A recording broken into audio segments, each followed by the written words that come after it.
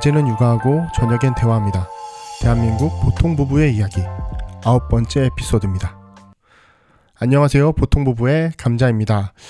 지난번에 넥서스라는 책으로 함께 만났었는데요. 오늘은 책 리뷰 두 번째 시간, 일할 사람이 사라진다 라고 하는 이철희 교수의 책입니다.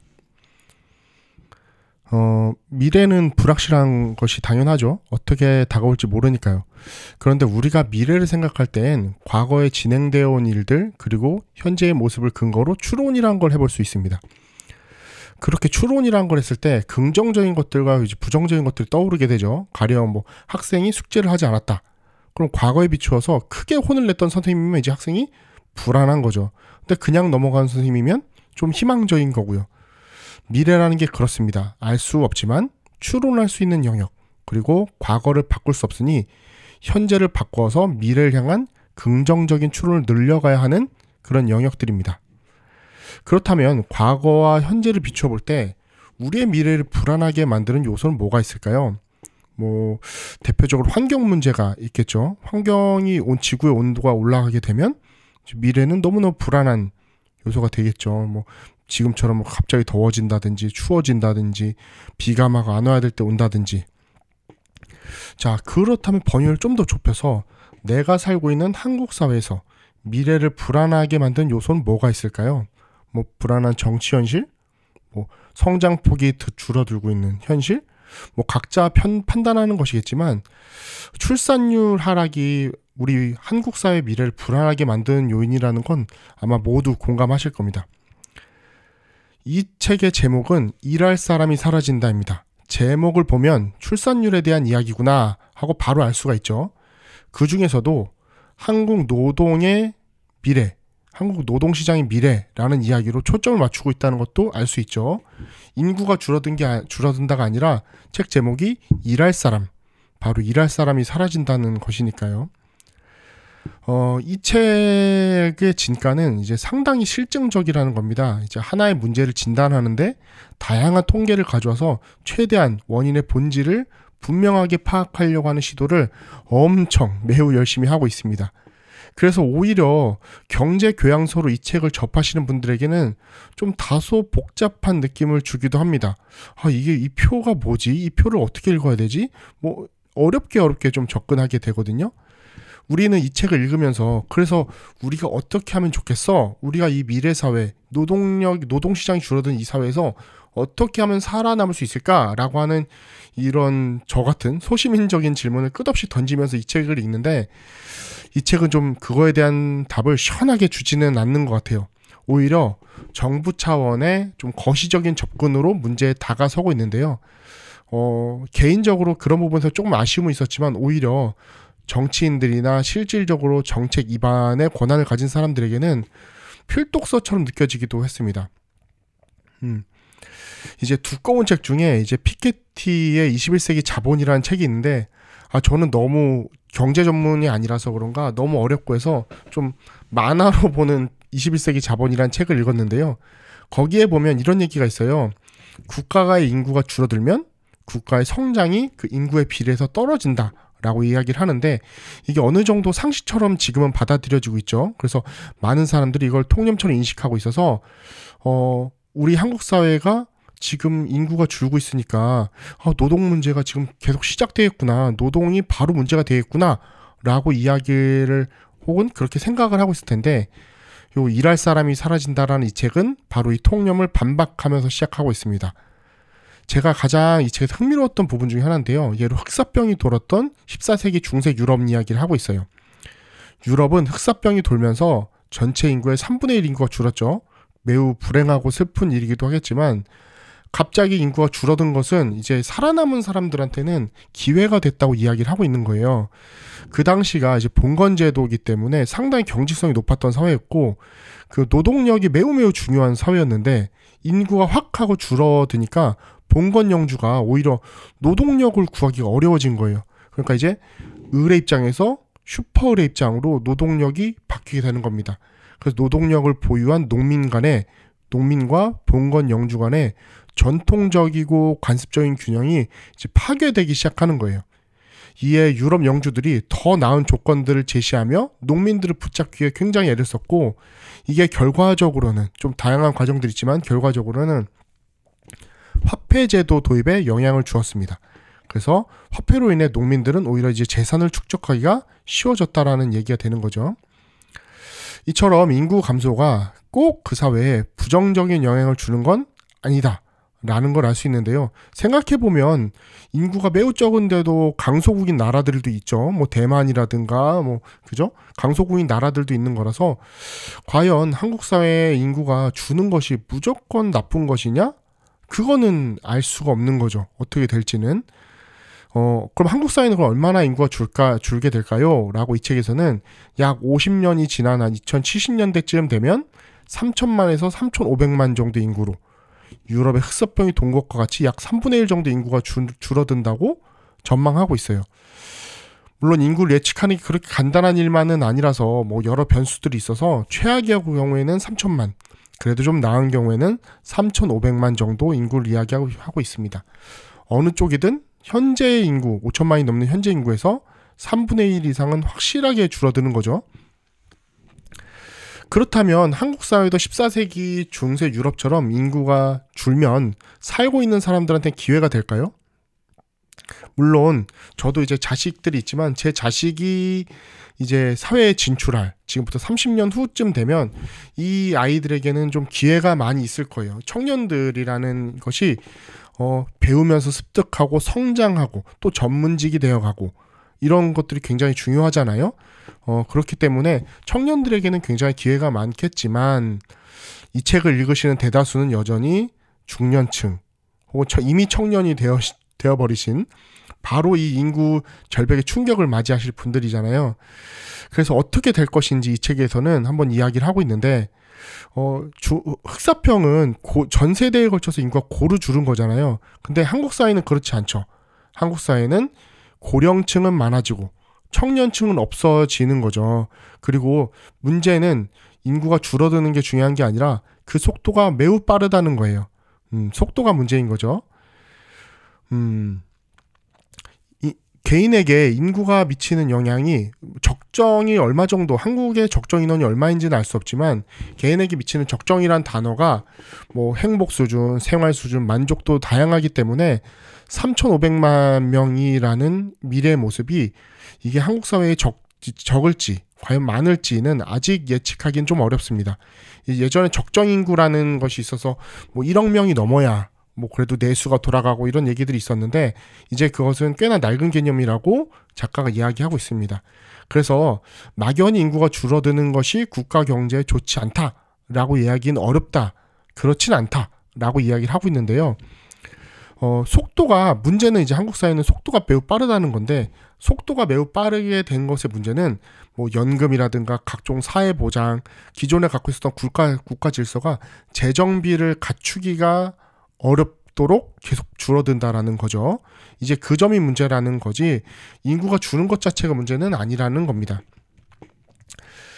그래도 작가는 이제 우리에게 다행인 점을 저에게 제시해 주는데 인구 절벽이 노동인구의 절벽은 아니라는 거예요. 전체 인구와 청년층은 빠르게 줄어가지만 그래도 작가는 노동인구의 총량은 앞으로 20년간 절벽이 아닌 완만한 하얀 곡선을 그릴 것이라고 얘기합니다. 적어도 20년은 그 충격이 크지는 않을 거라는 거예요. 20년 정도. 그죠? 물론 모든 분야에서 완만한 하얀 곡선을 그리는 건 아니라서 사회복지 서비스업, 음식업 및 주점업, 전문직별 공사업, 육상 운송 및 파이프라인 운송업, 소매업 등은 당장 노동력이 부족해서 심각해지는 직업군이라고 얘기를 합니다.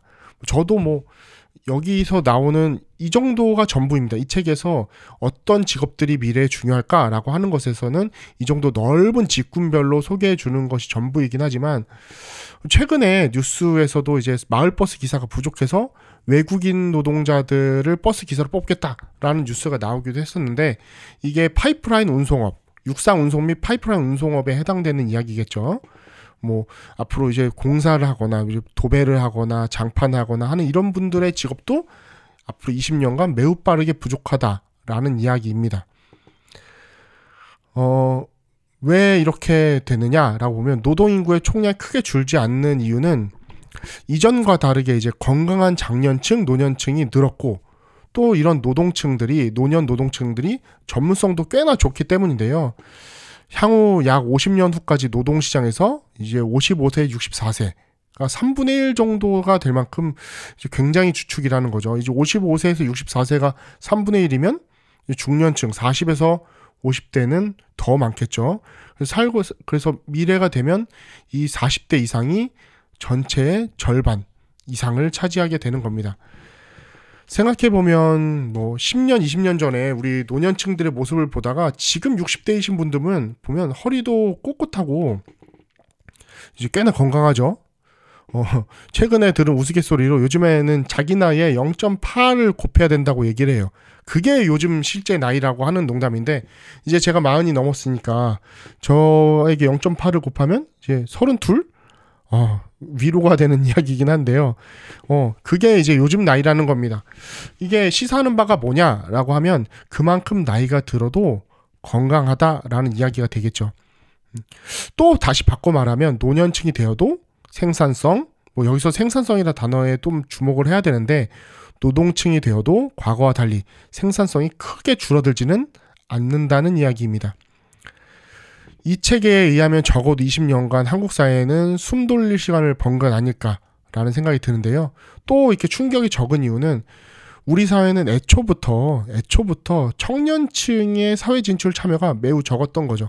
청년층이 빠르게 줄면 이제 당장 노동시장에 충격이 와야 되는데 저희 나라는 그렇진 않잖아요. 뭐 공부하고 또 뭐하고 취업 준비하고 더 나은 데 가려고 하고 그래서 길면은 남자들 같은 경우에는 거의 30살이 육박해서야 처음으로 노동시장에 진출을 하잖아요.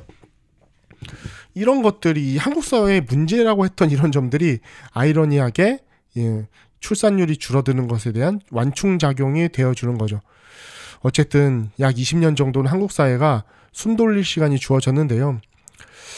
그럼 어떻게 다가올 노동시장의 충격의 완화를 어떻게 해야 할까?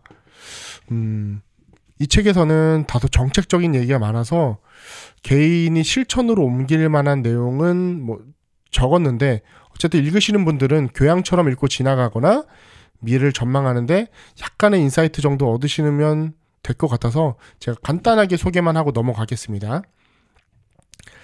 여러 얘기들을 했지만 노동시장의 충격을 완화하는 첫 번째 방법은 간단하죠. 그간 노동에 참여하지 않았던 인구들을 참여시키는 거예요. 뭐 외국인 이민자를 받는다든지 뭐 청년층 아까 얘기했듯이 청년층 참여가 매우 적으니까 이들을 참여시킨다든지 뭐 고령층을 참여시킨다? 그건 아니라고 하고 있어요. 이미 한국 사회는 고령층이 매우 많이 참여하고 있는 나라고 정년 연장 또한 그렇게 썩 좋은 해답은 아니라고 이야기를 하고 있습니다. 어떻게 참여를 할까? 우선 여성의 참여를 얘기합니다. 우리나라가 옆에 나라인 일본에 비해서 여성 전 연령이 10% 정도 참여가 낮다고 하는데 아마 사회 구조적인 문제일 것 같아요. 그래서 이 책에서는 출산, 육아 등으로 이제 중장년층 여성의 빈도가 특히 더 낮은데 그래서 보육제도를 더 구체화해서 여성 노동력의 총량뿐만 아니라 또 전문 지식을 가진 여성들이 사회에서 더 많은 능력을 발휘할 수 있도록 도와줘야 한다 이렇게 이야기를 합니다. 또 외국인 노동자 이야기도 하고 있어요. 외국인 노동자가 현재에는 이제 저학력, 저임금의 일자리에 좀 집중이 되어 있잖아요. 그래서 우리 한국 사람들이 기피하는 곳에 많이 가 있는데 미래에는 이런 직업군이 부족한 게 중요한 게 아니라 이제 고학력 그리고 전문 직업의 일들이 더욱 부족하고 필요하다라는 거예요. 그래서 이민 정책을 그냥 외국인을 받아요가 아니라 매우 세분화해서 전문 인력들이 많이 들어올 수 있는 나라가 되어야 된다라고 이렇게 말을 하고 있는 거죠. 또 이제 청년층 참여를 늘리는 방법으로 이제 대학에서 결정되는 직업의 경직성. 예를 들어 저 같은 경우에는 이제 사범대를 나왔는데 사범대를 나오면 이제 선생님을 주로 하잖아요. 가르치는 이외에 이 사람의 적성이 꼭 가르치는 것이만 있는 것이 아니라 다른 적재적소로 활용될 수 있게끔 또 재교육을 받을 수 있도록 하는 것이 매우 중요하다 이렇게 얘기를 하고 있는 것이죠. 그 다음으로 이제 참여하지 않았던 노동 인구를 늘리는 방식이 있다면 두 번째로는 노동 생산성을 늘리는 방법입니다. 인구가 3분의 1이 줄었다면 나머지 3분의 2의 인구가 30%의 효율을 더 낸다면, 그렇다면 아무 문제가 없잖아요. 그죠? 그렇다면 어떻게 하면 좋을까라고 하면 일단 당연히 앞으로 20년 후에 미래 주축이 될 중장년층의 직업교육이 이루어져야 된다라고 하는 거예요.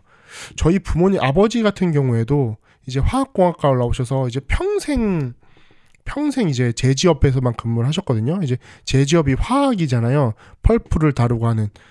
그런데 이제 딱 은퇴를 하시고 나서 아직도 10년 정도를 더 일하고 계신데 전문성을 살릴 수 있는 길이 없어요. 그래서 아버지가 또 다른 길을 나서고자 하실 때, 아직도 일하실 나이니까 재교육을 받아서 전문적으로 이동할 수 있어야 한다 라고 하는 거죠. 그래서 미래에는 이런 고학력자들이 매우 늘어나기 때문에 이런 전공, 자신들의 전공과 경력에만 맞춰 직업을 선택하는 게 아니라 직업 간 이동을 할 때 자유롭도록 재교육을 통해서 적재적소에 들어갈 수 있도록 지원을 해야 된다라는 거예요. 저희 아버지 같은 경우에는 제대로 이제 이후에, 퇴직 이후에 새로운 교육을 받았다면 아버지가 더 생산성 있는 일을 하실 수 있었겠죠. 근데 지금은 이제 아버지가 몸으로 하실 수 있는 일, 좀 아직도 튼튼하시기 때문에 몸으로 하거나 그냥 단순한 노동을 하시는 일만 하기 때문에 조금 생산성이 좀 떨어진다. 국가 윗장에서는 이런 얘기입니다. 청년들의 사례도 마찬가지인데 20대 노동 참여가 매우 저조한 한국의 경우는 이제 많은 청년들이 재수나 재교육을 위해서 시간을 들이고 있는 거죠. 그 이후로 이제 대학의 경직성을 이야기하고 있어요. 교육이 꼭 그 전공만 정하는 것이 아니라 다양한 전공들을 체험하고 정할 수 있게, 그리고 얼마든지 바꿀 수 있게 이렇게 조절을 해줘야 된다는 거고요. 뭐 대기업과 중소기업의 격차 문제 해소 뭐 이런 것들이 있겠죠. 이것도 역시 청년들이 적재적소에 자신이 원하는 일자리를 찾아 이동이 자유롭게 만드는 것이 바로 생산성을 높이는 중요한 요소라고 이야기를 하고 있는 것입니다. 이 책은 제가 읽어보면 마치 이제 총론 같아요. 저희도 이제 교육을 공부하다 보면 교육과정 해설서에 앞에 총론이 있고 뒤에 강론이 있거든요. 총론에 있는 얘기는 구구절절 옳은 얘기예요. 다 맞는 얘기. 그 누가 들어도 끄덕끄덕거리는 얘기. 근데 저 같은 일반 사람들이 원하는 건 사실 강론이잖아요. 어떻게 활동할지, 어떻게 우리가 행동하면 좋은지. 근데 이 책은 그런 걸 제시해 주진 않아요. 다만 이 사회가 어떻게 변해야 하는지, 그리고 미래 노동시장은 어떻게 될 것이며 그 추세를 바꾸기 위해 좀 더 근본적인 문제 해결은 어디에 집중을 해야 되는지 이렇게 이야기를 해주고 있는데 이 책의 장점이 매우 다양한 통계거든요. 이런 통계를 통해서 마치 뭐 과학실험 연구하듯이 아주 구체적으로 증명을 해나가고 있습니다. 이런 과정 속에서 작가가 하고 싶은 이야기는 뭘까라고 이제 이 책을 딱 덮고 제가 마음대로 한번 정리를 해봤는데요. 작가가 하고 싶은 얘기는 결국 포용력이 높은 사회를 만들자가 아닐까라는 생각이 들었습니다. 나이, 출신, 성별 이런 것들이 아니라 역량, 성과, 잠재력으로 평가하는 사회, 그리고 모든 사람이 자신의 역량과 선호에 맞춰서 적합한 일을 할 수 있는 사회, 노동 시간을 늘리는 것이 아니라 지속 가능하도록 적합한 일을 적당히 할 수 있는 사회라는 거죠. 여기서 지속 가능 적합한 일을 적당히 할 수 있는 사회는 이제 제가 만든 말이 아니라 이 책에서 작가가 하고 있는 말입니다. 또 작가가 하고 있는 말을 인용하자면 노인들도 일하기 쉬운 일들이 청년들도 선호하는 일이다. 이렇게 얘기를 하고 있고요. 이렇게 노동시장을 만들어가는 것이 지속 가능한, 그리고 우리 미래를 위한 방법이라고 이야기를 하고 있는 거죠. 최근 이제 반도체 생산성을 높이기 위해서 72시간으로 일하자라는 의견들이 굉장히 많이 나오고 있어요. 이제 여기서 토론하자라는 생각까지 있는 건 아니지만 이 책에 비추어서 제가 한번 생각을 해본다면 그렇게 하는 것이 반도체 성장에 잠깐 도움이 될지는 모르겠지만 과연 지속 가능한 성장일지 이 책에서 제시한 그런 방법인지는 한 번쯤 생각을 해보게 되는데요. 왜 그러냐면 아까도 방금 얘기했듯이 노인들도 일하기 쉬운 그런 일들을 청년들도 선호하는 거잖아요. 그럼 앞으로 청년들이 무조건 돈을 따라 취업하기도 쉬운 앞으로 미래 시장에서 무조건 돈을 따라 그런 직종으로 가게 될까? 라고 할 때 의문이 드는 거죠. 여성들 참여도 점점 늘려야 되는데 72시간 일하는 곳에 과연 여성이 참여할 수 있을까? 그것도 의문인 겁니다. 중장년층, 노년층이 앞으로 이 사회의 주축이 될 텐데 72시간 일하는 곳에 중장년층과 노년층이 지속적으로 일할 수 있을까? 그것도 역시 저는 의문이라는 생각이 들었어요. 우리가 어떤 제도를 결정할 때 우리가 미래를 생각해봐서 이미 결정된 것들을 우리 사회가 인지해야 될 것 같아요. 어떻게 해야 우리 사회가 지속적으로, 잠깐 빨리 가는 게 아니라 지속적으로 여전히 지금 이 인구 문제를 끌어안고 성장해 나갈 수 있을지를 생각해야 할 때가 아닌가 싶습니다. 마지막으로 책의 한 구절을 소개하면서 마치겠습니다. 인구 변화에 잘 대응할 수 있는 사회는 기본적으로 이동성이 높은 사회이다. 즉, 사람을 보호하는 사회다. 지금까지 일할 사람이 사라진다 였습니다. 함께 해주셔서 감사합니다. 저는 감자였습니다.